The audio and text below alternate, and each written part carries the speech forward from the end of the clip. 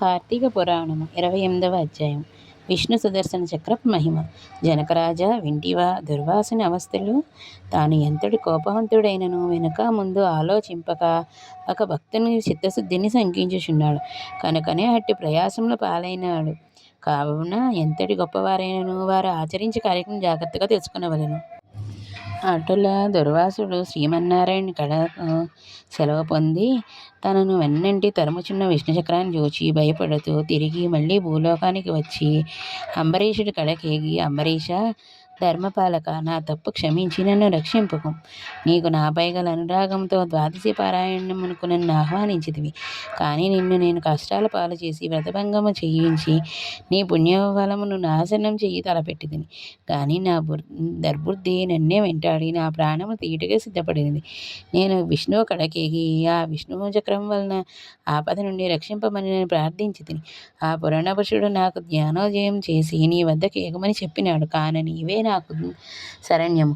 నేను ఎంతటి తపస్సాలినైనను, ఎంత నిష్టగలవాడినైనను నీ నిష్కళంక భక్తి ముందు నేనేమీ పని చెయ్యలేను. నన్ను ఈ విపత్తు నుండి కాపాడు అని విధవిధాలా ప్రార్థించగా అంబరీషుడు శ్రీమన్నారాయణ్ణి ధ్యానించి, ఓ సుదర్శన చక్రమా, నీకివే నా మనఃపూర్వక వందనములు. ఈ దుర్వాస మహాముని తెలిసియో తెలియకో తొందరపాటుగా ఈ కష్టములు తెచ్చుకొని ఉండెను. ఆయనను ఇతడు బ్రాహ్మణుడు గాన ఇతన్ని చంపవలదు. ఒకవేళ నీ కర్తవ్యం నిర్వహింపదలించితివేని ముందు నన్ను చంపి తర్వాత ఈ దుర్వాసుని చంపుము. నీవు శ్రీమన్నారాయణుని ఆయుధానివి, నేను ఆ నారాయణుని భక్తుడను. నాకు శ్రీమన్నారాయణ ఇలవేల్పు దైవము. నీవు శ్రీహరి చేతిలో నుండి అనేక యుద్ధములలో అనేక మందిని లోకకంటకులను చంపితివి గాని శరణగోరిన వారిని కాదు, ఇంతవరకు చంపలేదు. అందువలనే ఈ దుర్వాసుడు ముల్లోకములను తిరిగినను ఇతనినే వెంటాడుచునే ఉన్నావు, కానీ చంపుటలేదు. దేవా, సురాసురాది భూతకోటలన్నీయూ ఒకటియే ఏకమైనను నిన్నేమీ చెయ్యజాలవు. నీ శక్తికి ఏ విధమైన అడ్డునూ లేదు. ఈ విషయం లోకమంతటికూ తెలుసు. ఆయనను మునిపొంగవునికి ఏ అపాయము కలగకుండా రక్షింపమని ప్రార్థించుచున్నాను. నీ యందు ఆ శ్రీమన్నారాయణుని శక్తి ఇమడి ఉన్నది. నేను వేడుకొనిచున్నాను, నన్నును శరణు వేడిన ఈ దుర్వాసుని రక్షింపుము అని అనేక విధములు స్తుతించుట వలన అతిరౌద్రకారంతో నిప్పులు గ్రక్కుతూ ఉన్న విష్ణుచక్రాయుధము అంబరీషుని ప్రార్థనకు శాంతించి, ఓ భక్తాగ్రేశ్వర అంబరీష, నీ భక్తికి పరీక్షించుటకు నేను ఇట్లు చేసి తిని, కానీ వీరు కాదు. అత్యంత దుర్మార్గులు, మహాపరాక్రమవంతులైన మధుకైటపులను దేవతలందరూ ఏకమైనను కూడా చంపజాలరని మూర్ఖులకు నేను దునుమానుట నీ విరంగువు కదా. ఈ లోకంలో దుష్టశిక్షణ శిష్టరక్షణకై శ్రీహరి నన్ను వినియోగించి లోకలమందు ధర్మమును స్థాపించుచుండెను. ఇది ఎల్లరకు తెలిసిన విషయం. ముక్కోపియకు దుర్వాసుడు నీపై పగబూని నీ వ్రతమును నశింపజేసి నానా ఇక్కట్లు పెట్టవలని కన్ను ఎర్ర చేసి నీ మీద చూపిన రౌద్రమును నేను తిలకించితిని. నిరపరాధియకు నిన్ను రక్షించి ఈ ముని గర్వం అణించవలనే తరుముచున్నాను.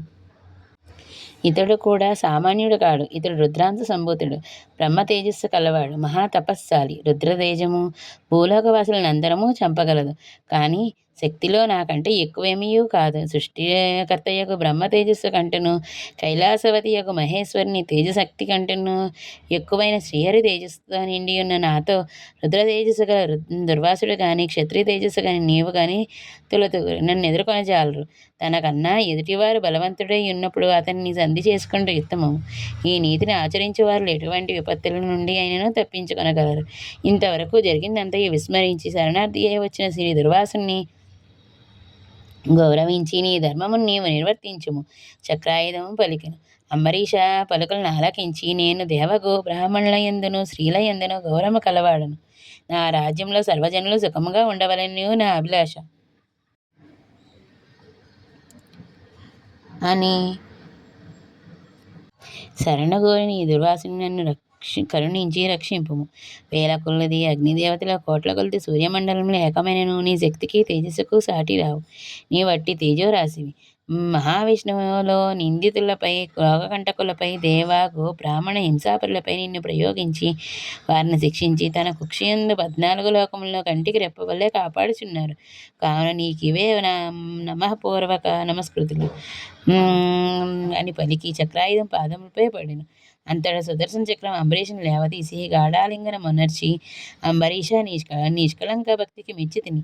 విష్ణు స్తోత్రమును 3 కాలములనందు ఎవరు పఠింతురో, ఎవరు దాన ధర్మములతో పుణ్యఫలమును వృద్ధి చేసుకొందురో, ఎవరు పరులను హింసించక, పరధనములను ఆశపడక, పరస్త్రీలను చెరబెట్టక, గోహత్య, బ్రాహ్మణ హత్య, శిశుహత్యాది మహాపాతకమును చేయకుందురో, అట్టి వారి కష్టములు నశించి దుర్వాసుని రక్షించుచున్నాను.